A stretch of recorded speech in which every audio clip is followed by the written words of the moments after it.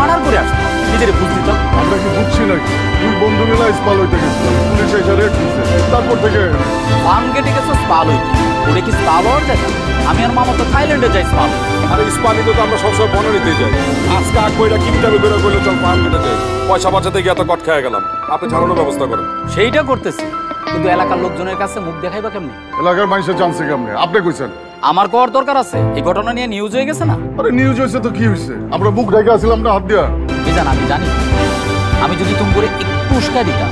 তোমরা এই হালা করে ঝাঁপায় পড়তো পিস্তল পিস্তল মারতাম কিন্তু আমি এটা চাই সমাধান ওই হালার বাপে প্রচুর টাকা স্যানিটারি ব্যবসা আশেপাশে প্রচুর পাতি গুন্ডা লয়ে এর আগেও কয়েকবার জেল খাটছে এখন আয়সা যদি গুলি টুলি করে বসে তোমরা তো আর সন্ত্রাসী না তাইলে কাকা হয় যে আমার বন্ধুর কানের তলে যে বন চটকানি দিল এটা বিচার তাহলে কি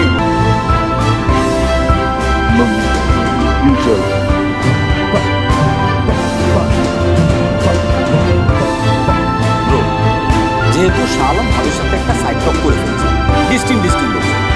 ডিস্টিং বলা একটা বিরাট অপরাধ শালম ফাঁসি হওয়া উচিত যেহেতু শালমকে আমরা ফাঁসি দিতে পারতেছি না আপনি ভাবিরে ডাকেন শালম ভাবিকে সরি বলবে কি লেগে আমি সরি করব আমি তো হ্যার বউরে খালি ডিস্টিং কইছি আমি কি গালি দিছি আর সেটা তো আমি বুঝতেছি এটা তো আর উনি বুঝতেছে না সরি ক বাইরে যে ভালো লাগতেছে ডিস্টিং কি আমি খালি একলাই কইছি তো তোরা ছিলি না আমার লগে এসব বাজে কথা আমরা জানতাম তোর তো শিখছি এই শালম এই তুই সরি কবি তুই কোনো ফিমেলের সাইড টক করতে পারছ না আর কোনো ফিমেল